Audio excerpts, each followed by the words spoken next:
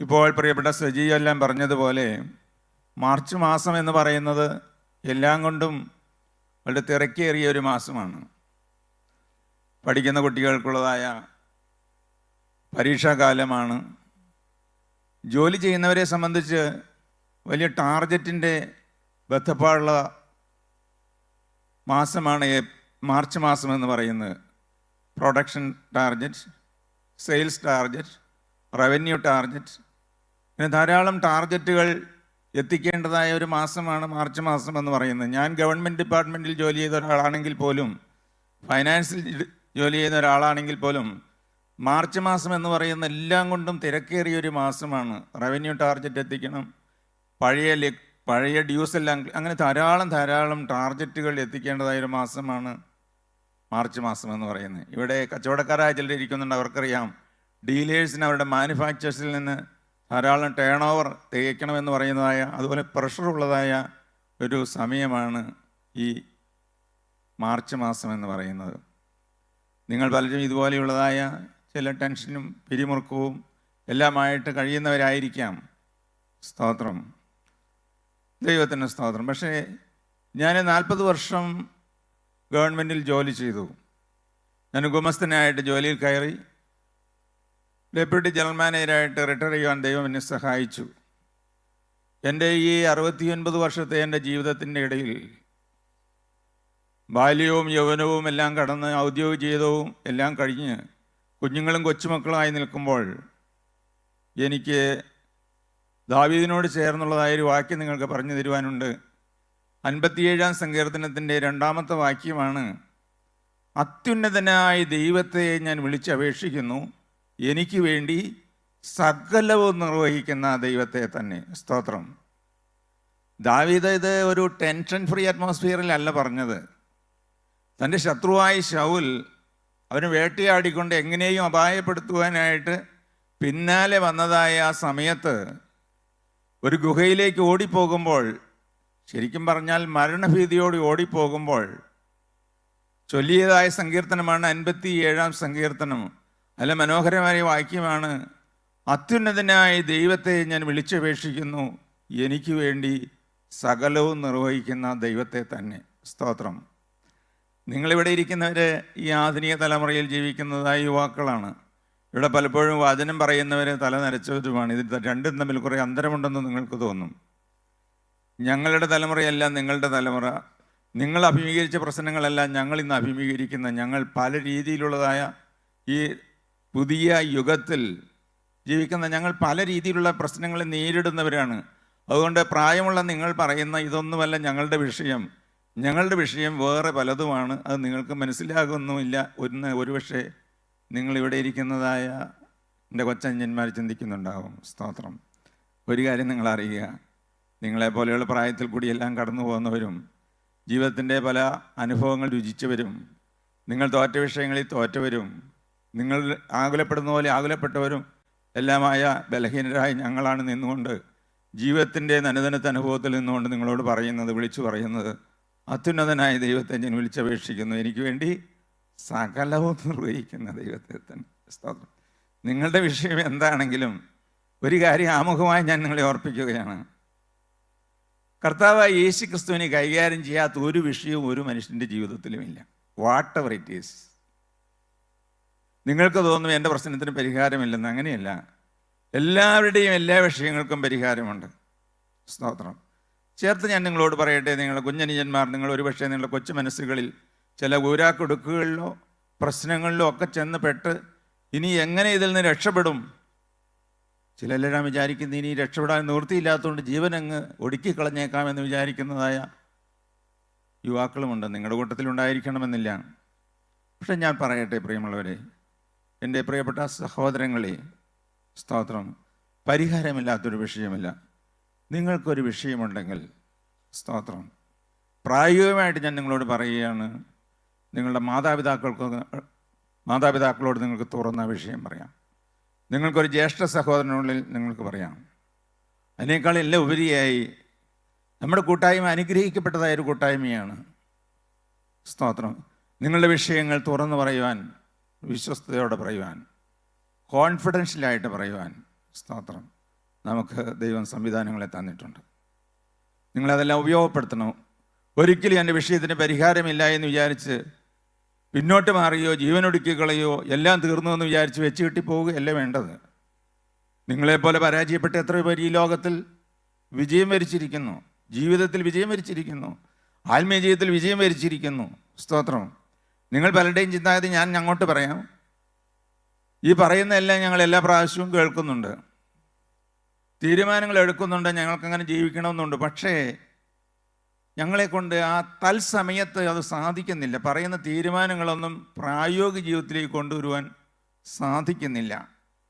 അങ്ങനെ നിങ്ങൾ വാസ്തവത്തിൽ നിങ്ങളെടുക്കുന്ന തീരുമാനപ്രകാരം ഇംപ്ലിമെൻ്റ് ചെയ്യാൻ സാധിക്കാതെ, നിങ്ങളുടെ ഇഷ്ടങ്ങൾക്കൊത്ത് നിങ്ങൾക്ക് ജീവിക്കാൻ സാധിക്കാതെ അവസാനമായി ചെന്ന് ചേരുന്നത് നിരാശയിലാണ്. ഇത് എന്നെക്കൊണ്ട് സാധ്യമല്ല, പക്ഷെ കേൾക്കുന്നതെല്ലാം സത്യമാണ്, പക്ഷെ സാധിക്കുന്നുമില്ല. അങ്ങനെ നിരാശപ്പെട്ട ചില മുഖങ്ങളും ഒരുപക്ഷെ ഈ കൂട്ടത്തിൽ കാണും. സ്തോത്രം. പ്രിയമുള്ളവർ, സ്തോത്രം. ഒരു കാര്യം ഞാൻ നിങ്ങൾക്ക് ഉറപ്പ് തരാം ഈ വചനത്തിൻ്റെ അടിസ്ഥാനത്തിൽ. സ്തോത്രം. ഹല്ലേലൂയ, ഹല്ലേലൂയ, ഹല്ലേലൂയ. സ്തോത്രം. എന്നെ പരാജയപ്പെടുത്തി നിങ്ങൾക്ക് നിശ്ചയമായും ഒരു നല്ല വിജയത്തിൻ്റെ നാളുണ്ട്. അത് ഞാൻ പറയുന്നത് പരാജയപ്പെട്ടതുകൊണ്ടാണ്. അതുകൊണ്ട് ഞാൻ എല്ലാം ജയിച്ചുവെന്നോ തികഞ്ഞുവെന്നോ അഭിമാനിച്ചുകൊണ്ടല്ല. പക്ഷേ ദൈവത്തിന് സ്തോത്രം, ഇങ്ങ് പിന്നോട്ട് പോകുന്നവരെ കാണുമ്പോൾ എനിക്ക് വലിയ ആത്മാർത്ഥതയും സ്നേഹവും തോന്നാറുണ്ട്. മറ്റൊന്നുകൊണ്ടുമല്ല, ഇങ്ങനെയുള്ള സാഹചര്യത്തിൽ കൂടി ഞാൻ കടന്നു പോയതുകൊണ്ട് ദൈവത്തിന് സ്തോത്രം. നിങ്ങൾ പരാജയപ്പെടുന്ന വിഷയങ്ങൾ എനിക്കും അറിയാം. അതുകൊണ്ട് ആമുഖമായി ഞാൻ നിങ്ങളെ ആശയുണർത്തുന്ന വാക്കുകൾ പറയുകയാണ്. ഇന്നത്തേക്കാൾ നല്ലൊരു ഭാവിയും വിജയമുള്ള ജീവിതവും നല്ല ശുഭഭാവിയും ദൈവം നമുക്ക് വേണ്ടി കരുതി വെച്ചിട്ടുണ്ട്. ദൈവത്തിന് സ്തോത്രം. സമയം തക്കത്തിൽ ഉപയോഗിക്കണമെന്ന് മാത്രമേ ഉള്ളൂ. ബെഞ്ചമിൻ ഫ്രാങ്ക്ലിൻ പറഞ്ഞ വാക്കുകൾ നിങ്ങൾ കേട്ടല്ലോ. Time and tide waits for none. സമയവും തിരമാലകളൊന്നും ആർക്കും വേണ്ടി കാത്തു നിൽക്കുകയില്ല. സമയം നിങ്ങൾ തക്കത്തിൽ ഉപയോഗിക്കണമെന്ന് മാത്രമേ ഉള്ളൂ. അതുകൊണ്ട് ഇന്ന് നമ്മൾ ദൈവത്തിൻ്റെ വചനം കേൾക്കുമ്പോൾ, അല്ല എന്നും കേൾക്കുമ്പോൾ, എന്താണോ ഇന്ന് നിങ്ങൾ എടുക്കേണ്ടതായ തീരുമാനം അതെടുത്താൽ മതി. വലിയ വലിയ കാര്യങ്ങളൊന്നും നിങ്ങളോട് പറയുന്നില്ല. തപസ് ചെയ്യണമെന്നോ അവിവാഹിതരായി കഴിയണമെന്നോ എല്ലാം വിട്ടുപോകണമെന്നോ ഒന്നും പറയുന്നില്ല. ലളിതമായ നമ്മുടെ കൊച്ചു ജീവിതത്തിൻ്റെ നമ്മുടെ ചുക്കാൻ കർത്താവായ യേശു ക്രിസ്തുവിനെ ഏൽപ്പിക്കുക എന്നുള്ള ലളിതമായ ഒരു കാര്യം മാത്രമേ നമ്മുടെ ഭാഗത്തുനിന്ന് ചെയ്യുവാൻ സാധിക്കുകയുള്ളൂ. അത് മാത്രമേ ചെയ്യേണ്ടതുള്ളൂ. സ്തോത്രം. അങ്ങനെ നമ്മൾ ചെയ്തു കഴിയുമ്പോൾ ദൈവത്തിൻ്റെ സ്തോത്രം, ഇവിടെ ഇരിക്കുന്ന നിങ്ങൾ, അല്ല വെളിയിലിരുന്ന് കേൾക്കുന്ന നിങ്ങൾ പരാജയപ്പെട്ട് ചുരുണ്ടുകൂടിയിരിക്കുന്ന നിങ്ങൾ തന്നെ നാളെ എഴുന്നേറ്റ് ഈ വേദിയിൽ നിന്ന് നിങ്ങൾ തന്നെ പറയും, കർത്താവായ യേശു ക്രിസ്തു മൂലം ജയം നൽകുന്ന ദൈവത്തിന് സ്തോത്രം. ദൈവത്തിന് സ്തോത്രം. അത് വലിയ ചലഞ്ചായിരിക്കും. ഇവിടെ നിന്ന് ഞങ്ങളിപ്പോൾ പറയുന്നത് നിങ്ങൾക്ക് ഒരുപക്ഷെ അങ്ങനെ തോന്നുകയില്ല. നിങ്ങൾ എഴുന്നേറ്റ് പറയുമ്പോൾ അതിന് വലിയ ശക്തിയുണ്ട്. സ്തോത്രം. നിങ്ങൾ ഭാവിയുടെ വാഗ്ദാനങ്ങളാണ്. ദൈവത്തിന് സ്തോത്രം. ശരിക്കും നമ്മുടെ രാഷ്ട്രത്തിൻ്റെ ഭാവി വാഗ്ദാനങ്ങളാണ്. കഴിഞ്ഞ ദിവസം പ്രിയപ്പെട്ട CMS സാർ പറഞ്ഞതുപോലെ, ഈ കഴിഞ്ഞ ദിവസം പറഞ്ഞപ്പോൾ ഞാൻ ശ്രദ്ധിക്കുകയുണ്ടായി ഒരു ദൈവദാസനെ കുറിച്ച്. ദൈവത്തിന് സ്തോത്രം. ഞങ്ങൾക്ക് ആവശ്യമുണ്ട്, കൂട്ടായ്മയ്ക്ക് ആവശ്യമുണ്ട്, കർത്താവിനും ആവശ്യമുണ്ട്. സ്തോത്രം. ദൈവത്തിന് നിങ്ങളെക്കൊണ്ട് നിങ്ങളുടെ കുടുംബത്തിന് ആവശ്യമുണ്ട്, നിങ്ങളുടെ സഹോദരങ്ങൾക്ക് ആവശ്യമുണ്ട്, സമൂഹത്തിന് ആവശ്യമുണ്ട്, സഭയ്ക്ക് ആവശ്യമുണ്ട്, കൂട്ടായ്മയ്ക്ക് ആവശ്യമുണ്ട്, ഞങ്ങൾക്ക് നിങ്ങളെക്കൊണ്ട് ആവശ്യമുണ്ട്. എല്ലാത്തിലുപരിയായി നമുക്ക് വേണ്ടി ജീവൻ എന്ന കർത്താവായ യേശു ക്രിസ്തുവിന് നിങ്ങളെക്കൊണ്ട് ആവശ്യമുണ്ട്. So be hopeful. നിരാശപ്പെടാനൊന്നുമില്ല. പറയുമ്പോഴവരെ ഒരു തോറ്റു എന്ന് വിചാരിച്ചിട്ട് അതുകൊണ്ടെല്ലാം തീരുന്നില്ല. നിങ്ങൾ ചില പ്രത്യാശയുടെ വാക്കുകൾ ഞാൻ പറയുകയാണ്. ഒരു ചിലന്തി വില കെട്ടാൻ തുടങ്ങുമ്പോൾ ഒരു പ്രാവശ്യം ചാടി എത്തിയില്ല എന്ന് വിചാരിച്ചാൽ ചിലന്തി ഒരിക്കലും നിരാശപ്പെട്ടു പോകുന്നില്ല. വീണ്ടും അത് വല കെട്ടുവോളം ചാടിക്കൊണ്ടേയിരിക്കും. സ്തോത്രം. എന്ന് പറയുന്ന പോലെ ജയം ലഭിക്കുവോളം, കർത്താവായ യേശു ക്രിസ്തുവിനെ എൻ്റെ ഹൃദയത്തിൽ ലഭിക്കുവോളം, ഞാൻ യേശുവിനെ നേരിട്ട് അനുഭവിക്കുവോളം ഞാൻ ഈ വെച്ച കാല് പിന്നോട്ടില്ല. ഒരു കുഞ്ഞു തീരുമാനമായിട്ട് നിങ്ങൾക്കിരിക്കാമോ? സ്തോത്രം. 9 മണിക്ക് നിങ്ങൾ എഴുന്നേറ്റ് പോകുമ്പോൾ നിങ്ങളുടെ ഹൃദയം കൂടുതൽ പ്രകാശമായിരിക്കും, നിങ്ങളുടെ ഹൃദയം വികസിതമായിരിക്കും. നിങ്ങൾക്കൊരു പുതിയ പ്രത്യാശ ലഭിച്ചവരെ നിങ്ങൾക്ക് തന്നെ തോന്നും. അത് ഇവിടെ പറയുന്നതായ കുറേ ആവേശകരമായ വാക്കുകൾ കൊണ്ടല്ല, നിങ്ങളുടെ ഉള്ളിൽ ദൈവത്തിൻ്റെ പരിശുദ്ധാത്മാവ് വിജയത്തിൻ്റെ വിത്ത് പകർന്നു തരും. നിങ്ങൾക്കിന്ന് സന്തോഷത്തോടെ പോകുവാൻ സാധിക്കും. തുടർന്ന് നിങ്ങൾക്ക് വചനത്തിന് വരുവാൻ സാധിക്കും.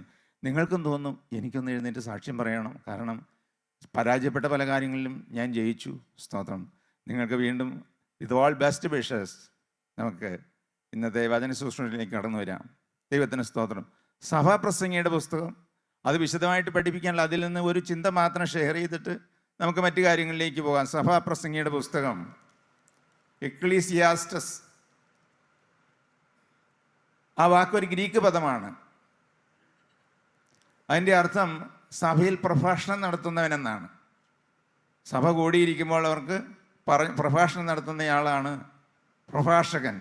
അതിൻ്റെ ഗ്രീക്ക് പദമാണ് എക്ലിയാസ്റ്റസ്. അതിനെ മലയാളീകരിച്ചതാണ് സഭാപ്രസംഗി, സഭയിൽ പ്രസംഗിക്കുന്നയാൾ. ഇതൊന്നും പഠിക്കേണ്ട കാര്യമില്ല, ഞാൻ സന്ദർഭവശാൽ പറഞ്ഞു എന്ന് മാത്രമേ ഉള്ളൂ. അതിലൊരു കാതലായൊരു കാര്യം നിങ്ങളെ ശ്രദ്ധയിൽ കൊണ്ടുവരുവാനാണ്. ഇത് എഴുതിയത് ശലോമോൻ രാജാവാണ്. ദാവീദ് രാജാവായിരുന്നു. ദാവീദിൻ്റെ മകനായ ശലോമോൻ ഈ ലോകത്തിൽ എല്ലാ സുഖങ്ങളും അനുഭവിക്കണമെന്ന്, ദൈവത്തെ കൂടാതെ തന്നെയുള്ളതായ എല്ലാവരും ജീവിതത്തിൻ്റെ എല്ലാ സുഖങ്ങളും അനുഭവിച്ചറിയണമെന്ന് വിചാരിച്ച് വളരെ ത്വരയോടെ പുറപ്പെട്ട ആളായിരുന്നു ശലോമോൻ. പക്ഷെ അവസാനം വന്നപ്പോൾ അതിൻ്റെ നിഷ്ഫലത അദ്ദേഹത്തിന് മനസ്സിലായി.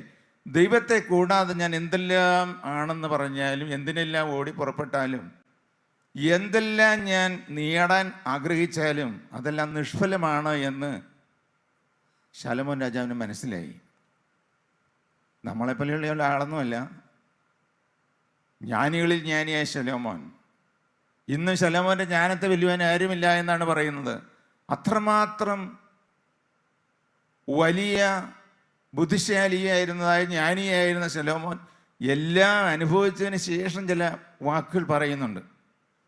അത് ഞാൻ പറയുവാൻ കാരണം, ഇവിടെ ഇരിക്കുന്ന നിങ്ങളിൽ പലരും ഈ യൗവനമോഹങ്ങളിൽ പെട്ട് നിൽക്കുമ്പോൾ എനിക്ക് എന്തൊക്കെയോ എത്തിപ്പിടിക്കുവാനുണ്ട്, ഞാൻ അനുഭവിക്കേണ്ടതായ കുറേ സുഖങ്ങളുണ്ട്,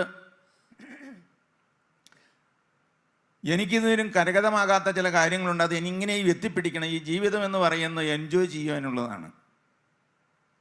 നമ്മുടെ ഇവിടത്തേക്കാൾ കൂടുതൽ ആ ചിന്ത വളരെ പാശ്ചാത്യ രാജ്യങ്ങളിൽ വളരെ ശക്തമാണ്. അവിടെയുള്ള ജോലിയുള്ള ആൾക്കാർ അവർ സേവ് ചെയ്യുക പോലുമില്ല. കിട്ടുന്ന പണം ജീവിതത്തിൻ്റെ ആർഭാടങ്ങൾ എൻജോയ് ചെയ്യാൻ വേണ്ടി ധൂർത്തടിച്ച് ചെലവാക്കുക. അതാണ് ആ ജീവിതത്തിൻ്റെ പ്രമാണം തന്നെ, ടു എൻജോയ് ലൈഫ്.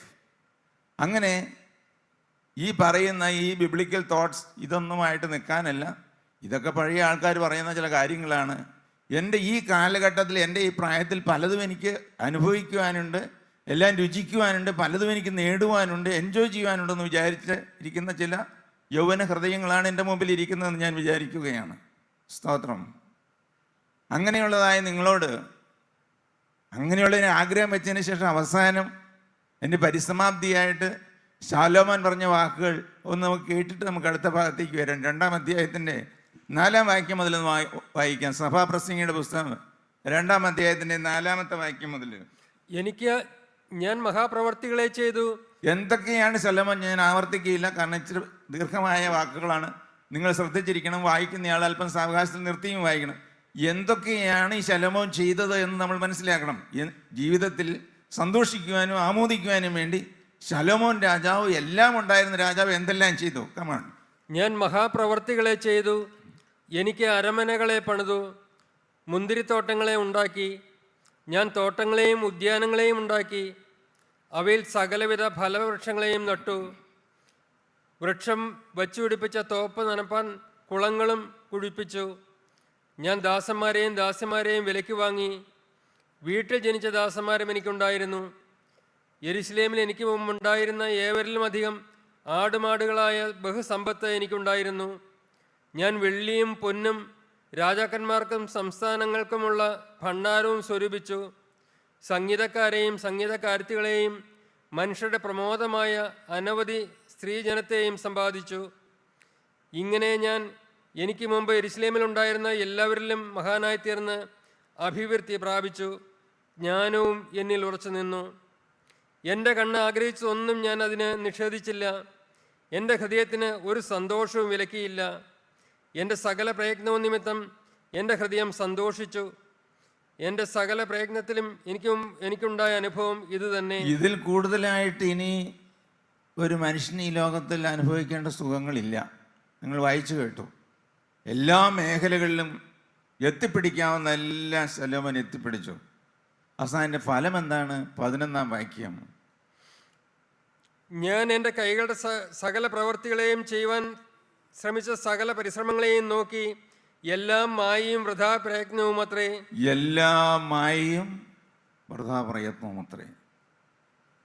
മായ എന്ന് പറഞ്ഞാൽ വിച്ച് ഈസ് നോട്ട് റിയൽ. ഇത് കാണുന്നതെല്ലാം മായയാണ്. 37 പ്രാവശ്യം ഈ സഭാപ്രസംഗിയുടെ പുസ്തകത്തിൽ മായ എന്നുള്ള വാക്ക് ഉപയോഗിച്ചിട്ടുണ്ട്. മായ മായ മായ. നിങ്ങൾക്ക് തുടർന്ന് വായിച്ചാൽ പല ഭാഗത്തും കാണുവാൻ സാധിക്കും.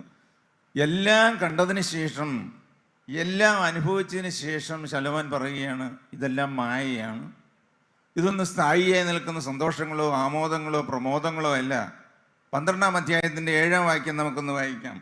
12-ാം അധ്യായത്തിൻ്റെ 7-ാം വാക്യം. അവസാനം എന്താണ്? ഇങ്ങനെയെല്ലാം ജീവിക്കുന്നതായ മനുഷ്യൻ അവസാനം എന്താണ് എന്ന് ശലോമോൻ തന്നെ പറയുകയാണ്. 12-ാം അധ്യായത്തിൻ്റെ 7-ാം വാക്യം. പൊടി പണ്ട് ആയിരുന്നത് പോലെ ഭൂമിയിലേക്ക് തിരികെ ചേരും. മനുഷ്യനെ ദൈവം പൊടിയിൽ നിന്നാണ് സൃഷ്ടിച്ചത്. അങ്ങനെ പൊടിയിൽ നിന്ന് സൃഷ്ടിച്ചതായ മനുഷ്യൻ പൊടിയിലേക്ക് തന്നെ തിരികെ ചേരും. നമുക്കറിയാം, മരണ ശവസംസ്കാര ശുശ്രൂഷയിൽ നമ്മൾ സംബന്ധിച്ചിട്ടുണ്ടെങ്കിൽ പലരും സംബന്ധിക്കുന്നവരാണല്ലോ. ദേവാലയത്തിൽ അവസാന ശുശ്രൂഷ തീർക്കുമ്പോൾ അച്ഛൻ പറയുന്ന വാക്കുകൾ എന്താണ്? മനുഷ്യ, നീ പൊടിയാവുന്നു, നീ പൊടിയിലേക്ക് തിരികെ ചേരുമെന്നുള്ളതായ വചനപ്രകാരം ഇതാ എന്ന് പറഞ്ഞിട്ട് മണ്ണിട്ട് ദൈവത്തിനോ നൽകി കൊന്തിരിക്കമിട്ടിട്ട് പെട്ടിയടയ്ക്കുകയാണ്. പൊടിയിൽ നിന്ന് മെനഞ്ഞതായ മനുഷ്യൻ അവസാനം പൊടിയിലേക്ക് തിരികെ ചേരും. തുടർന്നൊന്ന് വായിച്ചതിന്റെ ബാക്കി. ആത്മാവ് അതിന് നൽകിയ ദൈവത്തിന്റെ അടുക്കലേക്ക് മടങ്ങിപ്പോകും. ഈ ശരീരം, പൊടി കൊണ്ട് മെനഞ്ഞതായ ഈ ശരീരം, അതിവിടെ പൊടിയിലേക്ക് തിരികെ ചേരും. പക്ഷേ ഇതിൻ്റെ ഉള്ളിൽ ഒരു ആത്മാവുണ്ട്. അത് അനശ്വരമായ ആത്മാവാണ്. ഇത് മരണം കൊണ്ട് തീരുന്നതല്ല. മനുഷ്യൻ ശരീരം ശവക്കുഴിയിലേക്ക് വെച്ചാൽ എല്ലാം അവിടെ തീരുകയില്ല. അതിനുശേഷം ആത്മാവുണ്ട്, അത് ആകാശവികാശത്തിലേക്ക് പറന്നു പോകും. സ്തോത്രം. 12-ന്റെ 7 ഒന്നും കൂടി നമുക്ക് വായിക്കാം. പൊടി പണ്ടായിരുന്നത് പോലെ ഭൂമിയിലേക്ക് തിരികെ ചേരും. ആത്മാവ് അതിന് നൽകിയ ദൈവത്തിന്റെ അടുക്കലേക്ക് മടങ്ങിപ്പോകും. ആത്മാവ് വാനഗോളങ്ങൾക്ക് അപ്പുറത്തേക്ക് മടങ്ങിപ്പോകും. സ്തോത്രം. അതുകൊണ്ട് അവസാനം എന്താണ് പറഞ്ഞു നിർത്തുന്നത്? 12-ാം അധ്യായത്തിൻ്റെ 13-ാം വാക്യവും 14-ാം വാക്യവും വായിക്കാം. എല്ലാത്തിൻ്റെയും സാരം എല്ലാത്തിൻ്റെയും സാരം കേട്ടുള്ളൂ. ഇതെല്ലാം ഞാൻ ആമോദത്തോടെ അനുഭവിച്ചു. ഇതെല്ലാം ഞാൻ എന്തെല്ലാം എൻ്റെ കണ്ണിന് ആഗ്രഹം അതൊന്നും ഞാൻ വിലക്കിയില്ല. അവസാനം എനിക്ക് നിങ്ങളോട് പറയുവാൻ, ലോകത്തോട് വിളിച്ചു പറയുവാനുള്ളത് ഇത് പറയുവാനായിരിക്കും ഒരുപക്ഷെ ഈ ഭാഗം ഈ പുസ്തകം വേദപുസ്തകത്തിൽ ചേർത്തതെന്ന് ഞാൻ വിചാരിക്കുകയാണ്. ഇതെല്ലാം അനുഭവിച്ചതിന് ശേഷം ഞാൻ ലോകത്തോട് വിളിച്ചു പറയുകയാണ്. പറഞ്ഞോ, ദൈവത്തെ ഭയപ്പെട്ട് അവൻ്റെ കൽപ്പനകളെ പ്രമാണിച്ചു കൊള്ളുക. അതാകുന്നു സകല മനുഷ്യർക്കും വേണ്ടുന്നത്. സകല മനുഷ്യർക്കും വേണ്ടുന്ന ഒരു കാര്യമാണ് ദൈവത്തിൻ്റെ വചനമനുസരിച്ച് ജീവിതത്തെ ക്രമപ്പെടുത്തുക. സ്തോത്രം. അല്ലായെങ്കിൽ ഒരു ന്യായവിധിയുടെ മുമ്പാകെ നമ്മൾ നിൽക്കേണ്ടി വരും. സ്തോത്രം.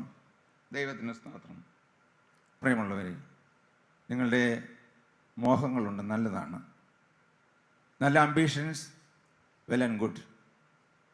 ജോലിയിൽ പ്രൊമോഷൻ കിട്ടണം, പ്രാർത്ഥിക്കണം, പഠിക്കുകയും വേണം, ഉയരുകയും വേണം. ദൈവത്തിന് സ്തോത്രം. പക്ഷെ ഒരു കാര്യം ഓർക്കണം, ലോകം മുഴുവൻ വെട്ടിപ്പിടിച്ചിട്ട് അതുകൊണ്ട് തീരുവാനുള്ളതല്ല നമ്മുടെ ജീവിതം. നമ്മുടെ ഉള്ളിൽ പൊടിയായി എന്നെ മെനഞ്ഞ ഈ ശരീരത്തിനുള്ളിൽ കുടികൊള്ളുന്ന ഒരു ആത്മാവുണ്ട്. ആത്മാവ് പരിശുദ്ധാത്മാവിനാൽ ജീവൻ പ്രാപിച്ച്, സ്തോത്രം, ദൈവത്തിൻ്റെ അടുക്കിലേക്ക് പറന്നു പോകണം. അതാണ് വിലയുള്ള കാര്യം. I think you follow. സ്തോത്രം. അതുകൊണ്ട് ലോകത്തിൻ്റെ എല്ലാ കാര്യങ്ങളും ഉണ്ടായിരിക്കട്ടെ, നല്ലത് തന്നെ. പക്ഷേ എൻ്റെ ജീവിതത്തിൻ്റെ ലക്ഷ്യമെന്ന് പറയുന്നത് ഇതൊന്നുമല്ല. ഇതിനപ്പുറം നിലനിൽക്കുന്ന ഒരു ലോകമുണ്ട്. ഏതോ ഒരു പ്രായത്തിൽ ഈ ഏതോ ഒരു ഇന്നെന്ന പോലെ ഒരു ദിവസം ഈ ലോകത്തിലേക്ക് വന്ന് ഇന്നെന്ന പോലെ ഒരു ദിവസം നമ്മൾ എല്ലാവരും ഏതോ ഒരു സമയത്ത് ഇവിടെ നിന്ന് മാറ്റപ്പെട്ടു പോകും. സ്തോത്രം. അന്ന് നമ്മുടെ ആത്മാവ് കർത്താവായ യേശുക്രിസ്തുവിൻ്റെ കരങ്ങളിൽ എത്തിച്ചേരണം. അതിനാണ് ഈ ബൈബിൾ ക്ലാസ്സുകളും ഈ വചനം പഠിപ്പിക്കുന്നതും എല്ലാം അതിന് മാത്രമാണ്, മറ്റൊന്നിനുമല്ല. ദൈവത്തിന് സ്തോത്രം. ദൈവത്തോട് കൂടി നമുക്ക് ഉയരാൻ പ്രിയമുള്ളവരെ. ദൈവത്തിന് സ്തോത്രം. ഇപ്പോൾ ദൈവത്തെ കൂടാതെ അഭിവൃദ്ധി പ്രാപിക്കുവാനും ഈ ലോകം ആമോദിക്കാനും പോയതായ ശലോമോൻ്റെ കാര്യമാണ് ഇപ്പോൾ വായിച്ചു കേട്ടത്. എന്നാൽ ദൈവത്തോട് കൂടെ നമുക്ക് ജീവിച്ച് നല്ലൊരു അവസാനത്തിലേക്ക് നമുക്ക് വരുവാൻ സാധിക്കും. ജനസിസ് ഉൽപ്പത്തി പുസ്തകം 39-ാം അധ്യായത്തിൻ്റെ 2-ാമത്തെ വാക്യം മുതൽ നമുക്ക് വായിക്കാം. അവിടെ ഒരു ചെറുപ്പക്കാരൻ്റെ കാര്യമാണ് പറയുന്നത്. യോസേഫ് എന്ന് പറയുന്ന ചെറുപ്പക്കാരൻ നിങ്ങൾക്ക് പരിചിതനാണ്. എങ്കിലും നമുക്ക് ഇന്ന് അല്പം ആ ചെറുപ്പക്കാരൻ്റെ ജീവിതത്തിൽ ദൈവം ഉയർത്തിയതും വളർത്തിയതും എങ്ങനെയാണെന്നും അത് നമുക്ക് ഫോളോ ചെയ്യാൻ പറ്റിയ നല്ല എക്സാമ്പിൾ ആയതുകൊണ്ട് നമുക്കൊന്ന് ചിന്തിച്ചു പോകാം. 39-ാം അധ്യായത്തിൻ്റെ 2-ാം വാക്യം മുതൽ. യഹോവ യോസേഫിനോട് കൂടെ ഉണ്ടായിരുന്നത് കൊണ്ട് അവൻ കൃതാർത്ഥനായി മിസ്രയീമനായ യജമാനന്റെ വീട്ടിൽ പാർത്തു. ആരായിരുന്നു യോസേഫ്? അബ്രഹാമിൻ്റെ വിധവ മകനായ ഇസഹാക്കിൻ്റെ മകൻ യാക്കോബ്. യാക്കോബിൻ്റെ 12 മക്കളിൽ ഒരാളായിരുന്നു യോസഫ്. ദൈവത്തിന് സ്തോത്രം. ഒരു തെറ്റും ചെയ്യാതെ നിഷ്കളങ്ക ബാലനായി ദൈവത്തോടും ദൈവഭക്തിയോടും കൂടി വളർന്നു വന്നവനായ യോസഫ് സ്വന്തം സഹോദരന്മാർ പോലും അവനെ തള്ളിക്കളഞ്ഞു, പൊട്ടക്കിണറ്റിലേക്ക് ഇട്ട് കളഞ്ഞു. നിങ്ങൾ സൺഡേ സ്കൂളിൽ പഠിക്കുന്നവർക്ക് ആ ചരിത്രം അറിയാം. വ്യത്യസ്തമായിട്ട് നമ്മുടെ വചനം കേൾക്കുന്നവർക്ക് ഇതെല്ലാം അറിയാമല്ലോ. അങ്ങനെ പൊട്ടക്കിണറ്റിലേക്ക് ഇട്ട് കളഞ്ഞതായ യോസേഫിനെ അവിടെ നിന്ന് വീണ്ടും വലിച്ചു കയറ്റിയ ദൈവത്തിൻ്റെ പദ്ധതിയായിരുന്നു. ഒരു കാര്യം അതോട് ചേർത്ത് നിങ്ങൾ അടിവരയിട്ട് എന്നും ഓർക്കേണ്ടതാണ്. ദൈവം കണ്ട ഒരു ദൈവവൈതലിനെ ആരെല്ലാം താഴ്ത്തുവാൻ ശ്രമിച്ചാലും പ്രിയമുള്ളവർ ഒരിക്കലും നടക്കുന്ന കാര്യമല്ല. സ്തോത്രം. ഉയർത്തുവാൻ ദൈവം കണ്ട മനുഷ്യനെ, ഒരാത്മാവിനെ, ഒരു മനുഷ്യനെ നിശ്ചയമായി അവൻ കണ്ട സ്ഥാനത്ത് തന്നെ അവൻ ഇരുത്തും. സ്തോത്രം. ഇതെല്ലാം നിങ്ങൾ അടിവരയിട്ട് നിങ്ങളുടെ ജീവിതത്തിൽ സൂക്ഷിക്കേണ്ട കാര്യങ്ങളാണ്. അതുകൊണ്ടാണ് തൽക്കാലത്തേക്കുള്ള പരാജയങ്ങളല്ല എന്ന് ഞാൻ പറഞ്ഞത്. ദൈവത്തിന് സ്തോത്രം. ഈ നല്ല യുവാവ് ദൈവത്തോടു കൂടെ ജീവിച്ചതായ യോസേഫ് സഹോദരന്മാർ പൊട്ടക്കണ്ടിലിട്ടു, തുടർന്ന് അവനെ വലിച്ചു കയറ്റി മിസ്രയീമി കച്ചവടക്കാർക്ക് വിറ്റു. ഇങ്ങനെ അവസാനം അവൻ ചെന്നുപെട്ടത് അകമ്പടി നായകനായ പൊത്തിഫേർ എന്ന് പറയുന്നതായ ഒരു പട്ടാളക്കാരൻ്റെ വീട്ടിൽ വേലക്കാരനായിട്ട് യോസേഫ് ചെന്നുപെട്ടു. അപ്പോൾ അവിടെയുള്ള കാര്യമാണ് നമ്മൾ വായിച്ചത്. ഒന്നും കൂടി വായിക്കാം. 2-ാം വാക്യം. യഹോവ യോസേഫിനോട് കൂടെ ഉണ്ടായിരുന്നത് കൊണ്ട് അവൻ കൃതാർത്ഥനായി മിസ്രയീമനായ യജമാനന്റെ വീട്ടിൽ പാർത്തു. സ്തോത്രം. അവൻ കൃതാർത്ഥനായി. ആ വാക്ക് ഞാൻ എൻ്റെ വേദപുസ്തകത്തിൽ അണ്ടർലൈൻ ചെയ്തിട്ടുണ്ട്. അവന് ധാരാളം വേണമെങ്കിൽ പരിഭവിക്കാമായിരുന്നു, അല്ലേ? സ്വന്തം സഹോദരന്മാർ നിഷ്കരുണം, അവരെ തേടി അവർക്ക് ഭക്ഷണമായിട്ട് പോയതാണ് യോസേഫ്. അപ്പോഴാണ് ഈ കടുങ്കൈയെല്ലാം ചെയ്യുന്നത്. ഇവരെന്നോട് ഇങ്ങനെ ചെയ്തല്ലോ എന്ന് വേണമെങ്കിൽ യോസേഫിന് വിചാരിക്കാമായിരുന്നു. പക്ഷേ യഹോവ യോസേഫിനോട് കൂടെ ഇരുന്നത് കൊണ്ട് അവൻ കൃതാർത്ഥനായി. സ്തോത്രം. നല്ല കൃതാർത്ഥതയോടെ ജീവിക്കാൻ നമുക്ക് സാധിക്കും. ഏതൊരു സാഹചര്യത്തിലും സാധിക്കും. യേശു എന്നോട് കൂടെയുണ്ടെങ്കിൽ, ദൈവം നമ്മോട് കൂടെയുണ്ടെങ്കിൽ. സ്തോത്രം. പ്രതിസന്ധികളായിരിക്കാം പ്രിയമുള്ളവരെ. ദൈവത്തിന് സ്തോത്രം. കൃതാർത്ഥനായി അവൻ അവിടെ ജീവിച്ചു. എബ്രായ ലേഖനം 13-ാം അധ്യായത്തിൻ്റെ 5-ാം വാക്യത്തിൽ പറയും, ഉള്ളതുകൊണ്ട് തൃപ്തിപ്പെടുവീൻ. സ്തോത്രം. നമുക്കുള്ളത് എന്താണോ ആ സാഹചര്യത്തിൽ 100% തൃപ്തനായി ദൈവത്തെ സ്നേഹിച്ചും സേവിച്ചും ആരാധിച്ചും സന്തോഷമായി ജീവിക്കാൻ നമുക്ക് സാധിക്കും. ഈ ലോകത്തിൽ എന്തുണ്ട് ഇല്ല എന്നുള്ളതല്ല സന്തോഷത്തിൻ്റെയും സമാധാനത്തിൻ്റെയും അടിസ്ഥാനം. നിങ്ങൾക്കറിയാമല്ലോ, ആനുകാലികമായിട്ട് നിങ്ങൾ വാർത്തകൾ വായിക്കുന്നവരാണല്ലോ. കോടികൾ സമ്പാദിച്ചിട്ട് അവസാനം സ്വന്തം പിസ്റ്റൽ കൊണ്ട് നെറ്റിയിൽ വെടിവെച്ച് മരിച്ചു. അപ്പോൾ ലോകം തരുമോ സമാധാനം? ഇല്ലല്ലോ. പണം തരുമോ? ഇല്ലല്ലോ. സമാധാനപ്രഭുവായ യേശു എൻ്റെ ഹൃദയത്തിലുണ്ടെങ്കിൽ സമാധാനമുള്ളൊരു ജീവിതവും കൃതാർത്ഥതയുള്ളൊരു ജീവിതവും നമുക്ക് ജീവിക്കാൻ സാധിക്കും. യഹോവ യോസേഫിനോട് കൂടെ ഉണ്ടായിരുന്നത് കൊണ്ട് അവൻ കൃതാർത്ഥനായി. കമാണ്. മിസ്രയീമനായ യജമാനന്റെ വീട്ടിൽ പാർത്തു. യഹോവ അവനോട് കൂടെ ഉണ്ടെന്നും അവൻ ചെയ്യുന്നതൊക്കെയും യഹോവ സാധിപ്പിക്കുന്നുവെന്നും അവന്റെ യജമാനൻ കണ്ടു. അതുകൊണ്ട് യോസേഫിന് അവന് ഇഷ്ടവനായി ശുശ്രൂഷ ചെയ്തു. അവനെ ഗ്രഹവിചാരകനാക്കി തനിക്കുള്ളതൊക്കെയും അവൻ്റെ കയ്യിൽ ഏൽപ്പിച്ചു. ഇതൊരു പ്രധാനപ്പെട്ട കാര്യമാണ്. ദൈവത്തിന് സ്തോത്രം. വിശ്വസ്തനായിരിക്കുക എന്ന് പറയുന്നത്. അവനെ അടിമയായിട്ട് പിടിച്ച് അവിടെ കൊണ്ടുപോയി വേലക്കാരനാക്കി ആക്കി വെച്ചതാണ്. പക്ഷേ ഇപ്പം ആ പട്ടാളക്കാരൻ ഇവന് 100% വിശ്വസിച്ച് തുടർന്ന് വായിക്കുമ്പോൾ എല്ലാ കാര്യങ്ങളും അവനെ ഏൽപ്പിച്ചു എന്നാണ് നമ്മൾ വായിക്കുന്നത്. വീട്ടിലെ സകല കാര്യങ്ങളും യോസേഫിനെ ഏൽപ്പിച്ചു. സ്തോത്രം. 1 കൊരിന്ത്യർ ലേഖനം 4-ാം അധ്യായത്തിൻ്റെ 2-ാം വാക്യം മുതൽ വാക്യം മുതൽ വായിക്കാം. 1 കൊരിന്ത്യർ ലേഖനം 4-ാം അധ്യായത്തിൻ്റെ 2-ാം വാക്യം മുതൽ. ഗൃഹവിചാരന്മാരിൽ അന്വേഷിക്കുന്നതോ അവർ വിശ്വസ്തരായിരിക്കണമെന്നത്രേ. ഗൃഹവിചാരകന്മാരിൽ, സ്തോത്രം, നമ്മളെ ഓരോരുത്തരെയും ഓരോ സ്ഥാനത്ത് ആക്കി വെച്ചിട്ടുണ്ട്. ഗൃഹവിചാരകന്മാരിൽ അവൻ അന്വേഷിക്കുന്നതോ അവർ വിശ്വസ്തരായിരിക്കണമെന്നത്രേ. ദൈവത്തിന് സ്തോത്രം. നിങ്ങൾ വിദ്യാർത്ഥികളാണ്. എവിടെയെല്ലാം നമ്മൾ വിശ്വസ്തരായിരിക്കണം. എവിടെയാണോ അവിടെ എല്ലാ കാര്യത്തിലും വിശ്വസ്തരായിരിക്കണം. പണം കൈകാര്യം ചെയ്യുന്നവരുണ്ട്, ജോലി ചെയ്യുന്നവരുണ്ട്, പല കാര്യങ്ങൾ നിങ്ങളെ ഏൽപ്പിച്ചിട്ടുണ്ട്. കഴിഞ്ഞ പ്രാവശ്യത്തെ യങ്മൻ ഫെലോഷിപ്പിനാണെന്നോ CMA സാർ പറഞ്ഞു ഓർക്കുന്നില്ലേ, ഒരു സ്വർണ്ണക്കടയിലേക്ക് ഒരു പയ്യനെ വിട്ടു. അവനവിടെ വിശ്വസ്തനായിട്ട് നിന്നു. ദൈവത്തിന് സ്തോത്രം. എന്ന് പറയുന്നത് പോലെ നമ്മുടെ രഹസ്യവും പരസ്യവും രാവും പകലും എവിടെയെല്ലാമാണോ പ്രിയമുള്ളവർ, അവിടെയെല്ലാം നമ്മൾ വിശ്വസ്തയോടെ നിൽക്കണം. ഗൃഹവിചാരകന്മാരിൽ അവൻ അന്വേഷിക്കുന്നവർ വിശ്വസ്തരായിരിക്കണമെന്നത്രേ. അതിന് വലിയ വിലയുണ്ട്. ദൈവത്തിന് സ്തോത്രം. പ്രിയമുള്ളവരെ, ഞാൻ 17-ാമത്തെ വയസ്സിൽ ഹൈറേഞ്ചിലെ കുഗ്രാമത്തിൽ നിന്ന് ഈ രംഗത്ത് വരുമ്പോൾ എനിക്ക് വചനം അറിഞ്ഞുകൂടാ, ഈ കാര്യങ്ങളൊന്നും എനിക്ക് അറിഞ്ഞുകൂടാ, മാനസാന്തരപ്പെട്ട ഒരാളുമല്ല, വചനവും കേട്ടിട്ടുമില്ല. അങ്ങനെയാണ് ഞാൻ 17-ാമത്തെ വയസ്സിൽ ഈ രംഗത്ത് വരുന്നത്. സ്തോത്രം. എൻ്റെ ജീവിതം കർത്താവായ യേശു ക്രിസ്തുവിന് സമർപ്പിച്ചു എന്ന് പറയുന്നതിനേക്കാൾ കർത്താവ് എൻ്റെ ജീവിതം ഏറ്റെടുത്തു എന്ന് പറയുന്നതാണ് ശരിയായ അർത്ഥം. സ്തോത്രം. കൂടുതൽ കാര്യങ്ങളൊന്നും അറിഞ്ഞിട്ടല്ല. ചേർത്ത് ഞാൻ പറയട്ടെ, നിങ്ങൾക്കൊന്നും അറിയുന്നില്ലെങ്കിലും ഇങ്ങനെയുള്ള നല്ല നല്ല രംഗങ്ങളിൽ നിങ്ങൾ കർത്താവായ യേശു ക്രിസ്തുവിനെ സമർപ്പണത്തിൻ്റെ ആഹ്വാനം വരുമ്പോൾ പ്രിയമുള്ളവരെ, നിങ്ങളെന്ന് സമർപ്പിക്കൂ. ബാക്കിയെല്ലാം ദൈവം ചെയ്യും. കരമുയർത്താൻ പറഞ്ഞാൽ നിങ്ങൾ അതിൻ്റെ ABCD ഒന്നും നോക്കേണ്ട കാര്യമില്ല. നിങ്ങളുടെ സമർപ്പണം കരമുയർത്തി പറയാൻ പറഞ്ഞാൽ നിങ്ങൾ പറഞ്ഞാൽ അത് കണ്ട് രേഖപ്പെടുത്തുന്ന കണ്ണുകളുണ്ട്. അത് മാത്രം എനിക്കറിയാം. സ്തോത്രം. ഞാൻ 17-ാമത്തെ വയസ്സിൽ ഈ രംഗത്ത് വന്നു എന്ന് പറഞ്ഞല്ലോ. 19-ാമത്തെ വയസ്സിലാണ് ഞാൻ ജോലിക്ക് കയറുന്നത്.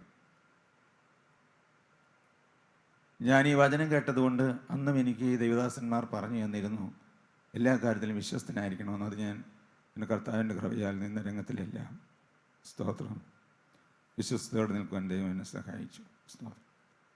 ഞാൻ പല സെക്ഷനുകൾ ജോലി ചെയ്തു. ഞാൻ ആദ്യം ജോലിക്ക് കയറിയ 19 വയസ്സിൽ കയറിയപ്പോൾ junior most in the section. അപ്പോൾ അവിടുത്തെ സീനിയറായിട്ടുള്ള ഹെഡ് ക്ലർക്കോ ആരെങ്കിലും ഇല്ലെങ്കിൽ ഓഫീസർ എന്നെ വിളിച്ചിട്ട് പറയും, മാത്യൂസ് ഈ കാര്യം ഒന്ന് ചെയ്യണം. അപ്പോൾ ഞാൻ പറയും, സാറേ അവിടെ സീനിയറായിട്ടുള്ള ഇന്നയാൾ അല്ല, യു ഡു ഇറ്റ്. സ്തോത്രം.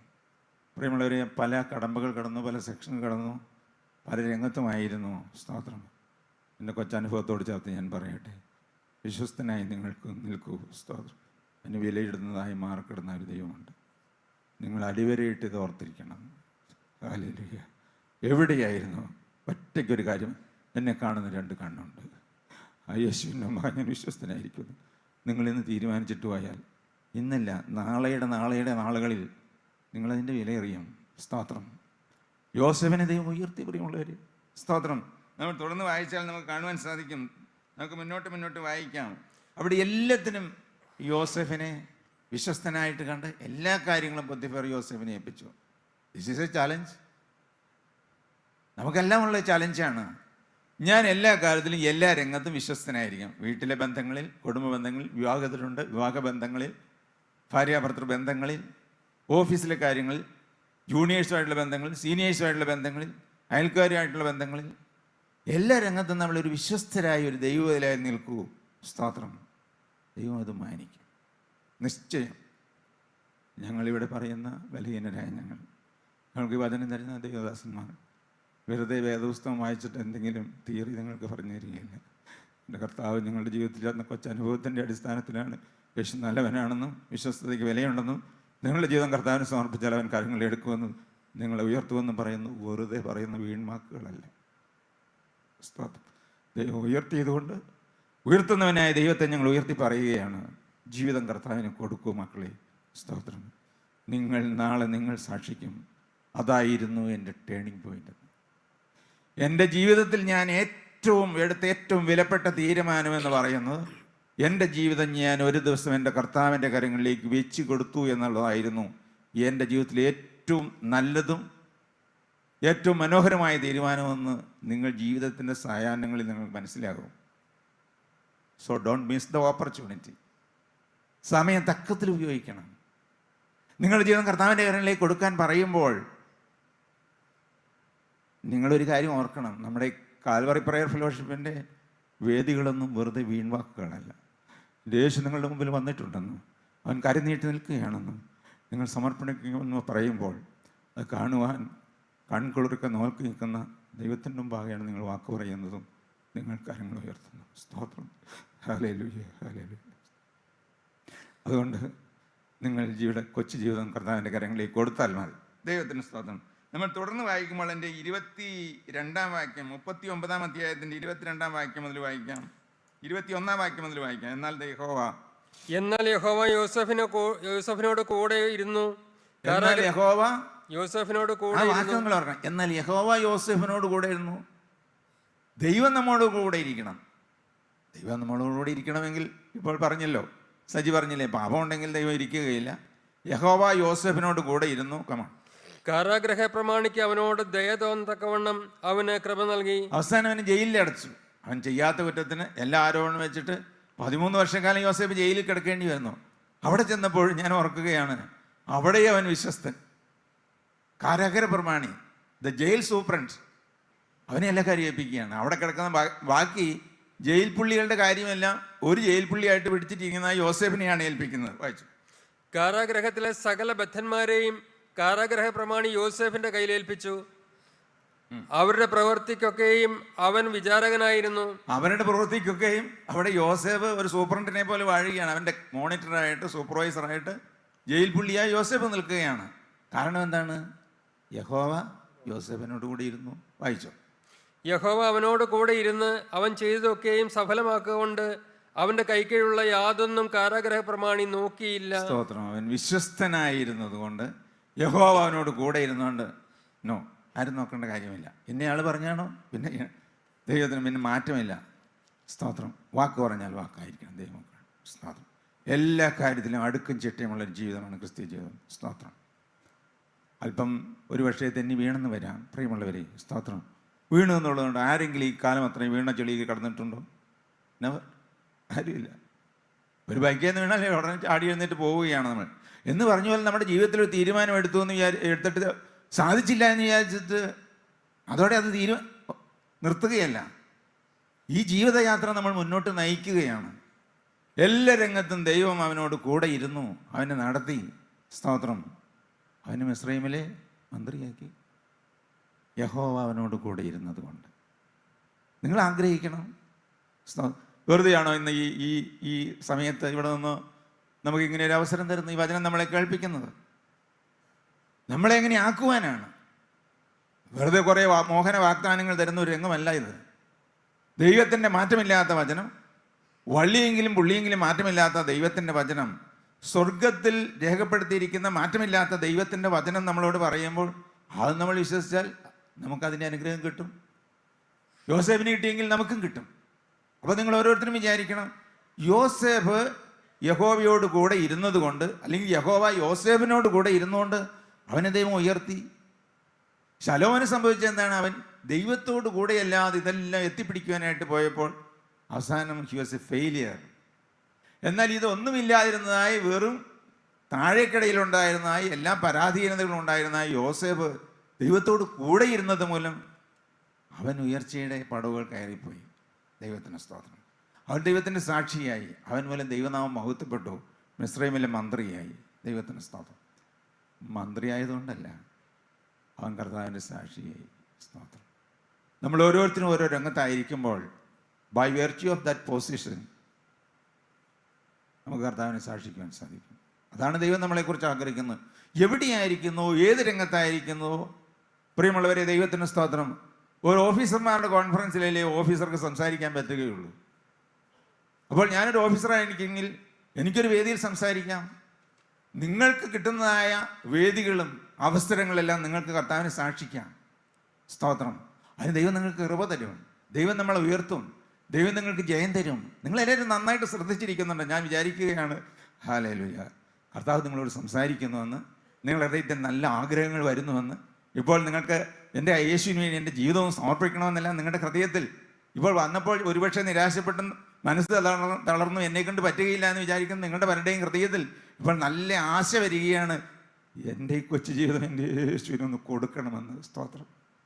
നിങ്ങളുടെ ഉള്ളിൽ ഒരു ആശയുണ്ടല്ലോ, ദൈവത്തിൻ്റെ പരിശുദ്ധാത്മാവ് കൊത്തിയെടുത്ത് കൊണ്ടുപോകും. ദൈവത്തിൻ്റെ സ്തോത്രം. ദൈവം അവിടെ രേഖപ്പെടുത്തും. ദൈവത്തിൻ്റെ സ്തോത്രം. ഇന്ന് നല്ലൊരു ദിവസമായിരിക്കും. ദൈവത്തിൻ്റെ സ്തോത്രം. പ്രിയമുള്ളവരെ, എങ്ങനെയാണ് നമുക്ക് ജയം ലഭിക്കുന്നത്? ദൈവത്തിൻ്റെ സ്തോത്രം. നമുക്ക് വായിക്കാം. ഒരു വാക്യം കൂടി ഞാനോട് ചേർത്ത് വായിക്കട്ടെ. 12-ാം അധ്യായത്തിന് 2-ാം വാക്യം, ജനസിസ്, ഉൽപ്പത്തി 12:2. യോസേഫിൻ്റെ അനുഭവത്തോട് ചേർത്ത് ഒരു കാര്യം കൂടി പറഞ്ഞിട്ട് നമുക്ക് അടുത്ത കാര്യത്തിലേക്ക് പോകാം. ഞാൻ നിന്നെ വലിയൊരു ജാതിയാക്കും, നിന്നെ അനുഗ്രഹിച്ച് നിന്റെ പേർ വലുതാക്കും, നീ ഒരു അനുഗ്രഹമായിരിക്കും. നീ ഒരു അനുഗ്രഹമായിരിക്കും. യഹോവയായ ദൈവം അബ്രഹാമിനോട് പറഞ്ഞു, നീ ഒരു അനുഗ്രഹമായിരിക്കും. സ്തോത്രം. നമ്മൾ ആഗ്രഹിക്കണം. ഇത് വചനത്തിൽ പറയും, ദൈവത്തിന് മുഖപക്ഷമില്ല, ആരോടും മുഖപക്ഷമില്ല. സ്തോത്രം. അതുകൊണ്ട് അബ്രഹാമിന് ആ കൃപ കൊടുത്തെങ്കിൽ ദൈവം എനിക്ക് തരാതിരിക്കുകയില്ല. ദൈവത്തിന് സ്തോത്രം. നമ്മൾ വായിച്ചത് എന്താണ്? നീ ഒരു അനുഗ്രഹമായി. നമ്മളൊരു ഓഫീസിലാണെങ്കിൽ അവിടെ ഒരു അനുഗ്രഹമായിരിക്കണം. നമ്മൾ വീട്ടിലാണെങ്കിൽ നമ്മളൊരു അനുഗ്രഹമായിരിക്കണം. പ്രിയമുള്ളവരെ, ഏത് രംഗത്തായിരിക്കുന്നോ സ്തോത്രം, നമ്മളൊരു അനുഗ്രഹമായിരിക്കണം. സ്തോത്രം. എങ്ങനെ സാധിക്കും അത്? നമ്മളെ പോലെയുള്ള പച്ച മനുഷ്യന് അനുഗ്രഹമായിരിക്കാൻ സാധിക്കുമോ? ഒരിക്കലും സാധിക്കുകയില്ല.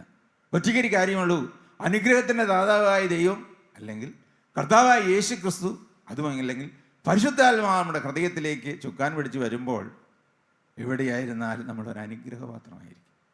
സ്തോത്രം. നല്ലതല്ലേ അത്? നമ്മൾ മൂലം നമ്മുടെ വീട് അനുഗ്രഹിക്കുക. നിങ്ങൾ വിവാഹം കഴിഞ്ഞവരുണ്ട്, കഴിയാത്തവരുണ്ട്. നിങ്ങളുടെ ഭാര്യയുടെ വീട്ടിൽ അവർ പറയണം, ഓ, അവൻ എൻ്റെ വീട്ടിൽ എൻ്റെ മകളെ കെട്ടിയതുകൊണ്ട് വലിയൊരു അനുഗ്രഹമായി പോയി ഈ വീട്. നല്ല ആഗ്രഹമല്ലേ? അദ്ദേഹം നമുക്ക് സാധിപ്പിച്ച് തരികയില്ലേ? തരും, നിശ്ചയമായും തരും. എവിടെയായിരുന്നാലും ഏത് രംഗത്തായിരുന്നാലും നമ്മൾ മൂലം നമ്മൾ ഒരനുഗ്രഹമായിരിക്കണം ആ ഭവനത്തിന്. എവിടെയായിരുന്നാലും be a problem solver, not be a problem maker. ഒരിക്കലും പ്രശ്നം ഉണ്ടാക്കുന്നയാളല്ല, എന്തിനും ഒരു പരിഹാരമായിരിക്കണം നമ്മൾ. എവിടെയായിരുന്നാലും അത് സാധിക്കും. പ്രിയമുള്ളവരെ, നിശ്ചയമായിട്ടും സാധിക്കും. സ്തോത്രം. നമ്മൾ എരിയുന്ന തീയിൽ എണ്ണയൊഴിക്കുന്നവരായിരിക്കില്ല. പ്രശ്നത്തിന് പരിഹാരം കർത്താവായ യേശു ക്രിസ്തുവിൻ്റെ കൂടെ ചേർന്ന് നിന്ന് ദൈവം നമ്മളിൽ കൂടി പ്രവർത്തിക്കും. നമ്മൾ സമാധാനപുത്രനായിരിക്കും. സ്തോത്രം.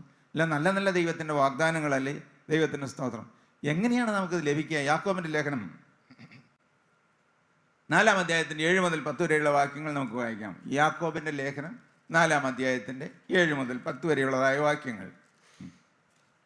ആകിയാൽ നിങ്ങൾ ദൈവത്തിന് കീഴടങ്ങുവിൻ, പിശാചിനോട് എതിർത്ത് നിൽപ്പിൻ, എന്നാൽ അവൻ നിങ്ങളെ വിട്ട് ഓടിപ്പോകും. ശരിക്കും ദൈവത്തിന് കീഴടങ്ങുവിൻ എന്ന് പറയുന്നതിനേക്കാൾ, ഞാൻ വേറെ വെർഷൻസിലൊന്നും കണ്ടതല്ല, പക്ഷേ ദൈവത്തിന് കീഴടങ്ങുക എന്ന് പറയുന്നത് കർത്താവിന് സമർപ്പിക്കുക എന്ന് പറയുന്നതായിരിക്കും നമുക്ക് ഒരു പെട്ടെന്ന് മനസ്സിലാകുന്നതായ കാര്യം. ദൈവത്തിന് കീഴടങ്ങുവിൻ, പിശാചിനോട് എതിർത്ത് നിൽപ്പിൻ, പിശാചിനോട് എതിർത്ത് നിൽപ്പിൻ, എന്നാൽ അവൻ നിങ്ങളെ വിട്ട് ഓടിപ്പോകും. എന്നാൽ അവൻ നിങ്ങളെ വിട്ട് ഓടിപ്പോകും. ദൈവത്തോട് അടുത്ത് ചെല്ലുവിൻ, എന്നാൽ അവൻ നിങ്ങളോട് അടുത്ത് വരും. പാപികളെ കൈകൾ വെടിപ്പാക്കുവിൻ, ഇരുമനസ്സുള്ളവരെ ഹൃദയങ്ങളെ ശുദ്ധീകരിപ്പിൻ. ഇരുമനസ്സുള്ളവരെ ഹൃദയങ്ങളെ ശുദ്ധീകരിപ്പിൻ. എന്താണ് അതിൻ്റെ അർത്ഥം? The double minded personality. What does it mean? ഇരുമനസ്സുള്ളവരെ എന്താണ്? ഹൃദയങ്ങളെ ശുദ്ധീകരിപ്പിൻ. ഹൃദയങ്ങളെ ശുദ്ധീകരിപ്പിൻ. എന്താണ് ഇരുമനസ്സ്? പലതും നമുക്ക് പറയാം, പക്ഷെ ഞാൻ നിങ്ങൾക്ക് ഇന്ന് മനസ്സിലാകുന്ന ഭാഷയിൽ പറയട്ടെ. പാപത്തോട് കൂടി ജീവിക്കണമോ പാപം കൂടാതെ ജീവിക്കണമോ? ഇരുമനസ്സാണ്. തീരുമാനം എടുത്തിട്ടില്ല. ഒന്നുകിൽ പാപത്തോടുകൂടി ജീവിക്കണമെന്ന് തീരുമാനിക്കുക, ദൈവത്തിൻ്റെ സ്തോത്രം, അല്ലെങ്കിൽ പാപം കൂടാതെ ജീവിക്കണമെന്ന് തീരുമാനിക്കുക. ഇരുമനസ് ഉപേക്ഷിക്കുക. ഇരുമനസ്സുള്ളവരെ ഹൃദയങ്ങളെ ശുദ്ധീകരിപ്പിൻ. ഒരു തീരുമാനം എടുക്കണം. ദൈവത്തിൻ്റെ സ്തോത്രം, ഇന്ന് മുതൽ അറിഞ്ഞുകൊണ്ട് ഒരു പാപം ഞാൻ ചെയ്യുകയില്ല. പറ്റുകയില്ലേ? മറിയുള്ളേ? പറ്റും, പറ്റും. സ്തോത്രം. പറ്റുമെന്ന് ഞാൻ പറയുന്നത്, കുറേ കാലം ഞാൻ തോറ്റുപോയിട്ട് എൻ്റെ കർത്താവ് എല്ലാത്തിൻ്റെ മേൽ ജയം തരണമെന്നല്ല ഞാൻ പറയുന്നത്. പാപം വേണ്ട എന്ന് നമ്മൾ തീരുമാനിച്ചാൽ, നോ പറഞ്ഞാൽ, പിശാചിനോട് എതിർത്ത് നിൽപ്പിൻ, എന്നാൽ അവൻ നിങ്ങളെ വിട്ട് ഓടിപ്പോകും. എതിർത്ത് നിൽക്കണം. പാപത്തിൻ്റെ ചിന്തകൾ വലുപോകുമ്പോൾ അതിനെ താലോലിച്ചുകൊണ്ടിരുന്നാൽ പിന്നെ എങ്ങനെ പാപത്തിന്മേൽ ജയം കിട്ടുക? അരുതാത്ത പടം കണ്ടതിന് ശേഷം വീണ്ടും അത് ആസ്വദിക്കാൻ പോയാൽ പിന്നെ അശുദ്ധിമേൽ എങ്ങനെ ജയം കിട്ടും? നിങ്ങൾ മൊബൈൽ എടുത്ത് നോക്കുമ്പോൾ യൂട്യൂബിൽ അത് കണ്ടു ഇത് കണ്ടു, നിങ്ങൾ അതിൻ്റെ പിന്നാലെ പോയാൽ നിങ്ങൾക്ക് എങ്ങനെ ജയം കിട്ടും? സോ പാപത്തോട് എതിർത്ത് നിൽപ്പീൻ, ദൈവത്തോട് അടുത്ത് ചെല്ലുവീൻ, ഇരുമനസ്സുള്ളവരെ നിങ്ങളുടെ ഹൃദയങ്ങളെ ശുദ്ധീകരിപ്പീൻ. സ്തോത്രം. അങ്ങനെ വ്യക്തമായ ഒരു തീരുമാനമെടുത്തതിന് ശേഷം ഒറ്റയ്ക്കൊരു കാര്യം, കർത്താവ് ഇന്ന് മുതൽ ഞാൻ ഈ പറഞ്ഞു കേട്ട വചനത്തിനനുസരിച്ച് എനിക്കറിയാവുന്ന ഒരു പാവവും ഇനി എൻ്റെ ജീവിതത്തിൽ വരികയില്ല. ഞാൻ 1977 ഈ സമർപ്പണ രംഗത്ത് വന്നപ്പോൾ എന്നോട് എനിക്കിതൊന്നും അറിഞ്ഞുകൂടാ, അത്തക്ക ഒരു കാലം, പാവം എന്താണെന്ന് അറിഞ്ഞുകൂടാ. അപ്പോൾ അന്നത്തെ ഈ ദൈവദാസന്മാർ അവരെല്ലാവരും ചുറ്റും ഇരിക്കുന്നുണ്ട്. ഞാൻ നടുക്ക് വന്നിരുന്നു. ഇന്ന കാര്യങ്ങളൊക്കെ പാപമുണ്ടോ എന്ന് ചോദിച്ചു. ഞാനന്ന് സത്യസന്ധമായിട്ട് തന്നെ പറഞ്ഞു, ഉണ്ടെന്നും ഇല്ലാത്തതില്ല എന്നും പറഞ്ഞു. പ്രിയമുള്ളവരെ, ദൈവത്തിന് സ്തോത്രം. അവസാനം ഒറ്റ വാക്കേ എന്നോട് ചോദിച്ചുള്ളൂ. ഇതിനോടെല്ലാം യാത്ര പറഞ്ഞ്, പാവത്തോട് യാത്ര പറഞ്ഞ് കർത്താവായ യേശു ക്രിസ്തുവിന് വേണ്ടി നിങ്ങൾ ജീവൻ സമർപ്പിക്കാമോ എന്ന് ചോദിച്ചു. അതിൻ്റെ വരുംവരായികയോ ഒന്നും ഞാൻ അറിഞ്ഞിട്ടില്ല. സ്തോത്രം. യെസ് എന്ന് ഞാൻ പറഞ്ഞു. നിങ്ങൾക്ക് ഇന്ന് ഇവിടെ ഇരുന്നുകൊണ്ട് ഞാൻ എൻ്റെ കർത്താവിന് വേണ്ടി ജീവിക്കുമെന്നും അറിഞ്ഞുകൊണ്ടൊരു പാവം വരികയില്ലായിരുന്നു. എൻ്റെ ജീവിതം ഇന്ന് മുതൽ എനിക്ക് വേണ്ടി ക്രൂസിൽ വെച്ച് എനിക്ക് വേണ്ടി രക്തം തന്ന യേശുവിനുള്ളതാണ്. നിങ്ങളൊരു വാക്ക് ഇന്നിപ്പോൾ ഇവിടെ ഇരുന്ന് പറഞ്ഞാൽ, അല്ല എവിടെ ഇരുന്നെങ്കിലും പറഞ്ഞാൽ, ഒരു കാര്യം വചനത്തിൻ്റെ അടിസ്ഥാനത്തിൽ നിങ്ങൾക്ക് വാക്ക് തരാം. സ്തോത്രം. രേഖപ്പെടുത്തുന്ന ഒരു ദൈവമുണ്ട്. നിങ്ങൾക്ക് ജയം തരും. സ്തോത്രം. നിങ്ങൾ എഴുന്നേറ്റ് പറയും, എൻ്റെ ദൈവത്താൽ ഞാൻ മതിൽ ചാടി കടന്നു. സ്തോത്രം. അവൻ എന്നെ എഴുന്നേൽപ്പിച്ചു, അവനെനിക്ക് ജയം തന്നു. സ്തോത്രം. വേണോ? സ്തോത്രം. വേണ്ടേ പറയുള്ളവർ? എന്തിന് നമ്മുടെ ജീവിതം, നല്ല ജീവിതം, ദൈവം തന്ന ഈ നല്ല ഉപഹാരം, നല്ല ജീവിതം, എന്തിന് നമ്മൾ ഈ പാപത്തിൻ്റെ അഴുക്കിൽ കിടന്ന് ഉരുണ്ട് പിശാചിൻ്റെ പിണയാളികളായി മാറി ലഹരിയും മദ്യവും അശുദ്ധിയും അഴുക്കും പ്രേമവും കഞ്ചാവുമായിട്ട് നശിപ്പിച്ച് കളയണോ? യേശു കരനീട്ടി നിൽക്കുമ്പോൾ അവിടെ കൊച്ചു ജീവിതം കൊടുത്താലുണ്ടല്ലോ, എന്ത് മനോഹരമായിട്ട് അവൻ കഴുകും. എത്ര ചെളിയ പറ്റിയ പാത്രവും യേശുവിൻ്റെ രക്തം കഴുകും. അവൻ്റെ പുത്രനായ യേശുവിൻ്റെ രക്തം സകല പാപവും പോക്കി നമ്മളെ ശുദ്ധീകരിക്കും. നിങ്ങൾ എന്തെല്ലാം ചേറ്റിൽ കിടന്നു വരുന്നവരെ, എന്തെല്ലാം പാപം വന്നവരാകട്ടെ, it does matter too much, provided. ഇന്ന് നിങ്ങൾ ആ പാപത്തോട് യാത്ര ചെയ്യുമെങ്കിൽ, ഇനിയില്ല എന്ന് തീരുമാനിക്കുമെങ്കിൽ, സ്തോത്രം, നിങ്ങൾ കണ്ണുകൾ അടയ്ക്കുക. സ്തോത്രം. ഒറ്റയ്ക്കൊരു തീരുമാനം, ഇനി മുതൽ ഇന്ന് വരെയുള്ള യാതൊരു പാപം എൻ്റെ ജീവിതത്തിൽ പേർ പിറക്കുവാനുമില്ല. ഇരുമനസ്സരിക്കില്ല. ഞാൻ യേശുവിന് വേണ്ടി എൻ്റെ ജീവിതം സമർപ്പിക്കും. അവൻ അന്ത്യത്തോളം വഴി നടത്തും. അവൻ എൻ്റെ വീണ്ടെടുപ്പുകാരനാണ്, ക്രൂസിൽ മരിച്ചവനാണ്, എനിക്ക് വേണ്ടി ജീവൻ തന്നവനാണ്, എനിക്ക് വേണ്ടി രക്തം ഊറ്റിയവനാണ്, അവൻ എനിക്ക് വേണ്ടി വീണ്ടും വരുവാനിരിക്കുന്നവനാണ്, എനിക്ക് വേണ്ടി സകലം നിർവഹിക്കുന്നവനാണ്. നല്ല യേശുവാണ്, നല്ല ഇടയനാണ്, നല്ല രക്ഷകനാണ്. എൻ്റെ പേര് ജീവൻ്റെ പുസ്തകത്തിൽ എഴുതുവാൻ അധികാരമുള്ള ഏകനാണ്. സ്തോത്രം. ദൈവത്തിന് സ്തോത്രം. ലളിതമായി വിശ്വസിച്ചുകൊണ്ട് ശാന്തമായി നിങ്ങളുടെ ചങ്കിനകത്തൊന്ന് കൈവയ്ക്കൂ. ഹല്ലേലൂയ, ഹല്ലേലൂയ, ഹല്ലേലൂയ. എൻ്റെ യേശു, എൻ്റെ യേശു, എൻ്റെ യേശു, എൻ്റെ യേശു. ഇന്നു മുതൽ സകല പാപത്തോട് ഞാൻ യാത്ര പറയുന്നു. ഞാൻ നിനക്കുള്ളവൻ. സ്തോത്രം. നിന്റെ രക്തത്താൽ എന്നെ മുദ്രയിടണമേ, രക്തം എൻ്റെ മേൽ ചാർത്തണമേ, കുരിശടയാളം എൻ്റെ നെറ്റിമേലിടണമേ. ഞാൻ നിൻ്റെ വക, ഞാൻ നിന്നോടുകൂടി ആയിരിക്കുന്നിടക്കും നിൻ്റെ സാക്ഷിയാകും. ദൈവനാമം മഹത്വപ്പെടുമാറാകട്ടെ. ദൈവം നിങ്ങളെ എല്ലാവരെയും അനുഗ്രഹിക്കട്ടെ. അപ്പോൾ ബഹുമാനപ്പെട്ട അച്ഛൻ ആശീർവാദം പറയും.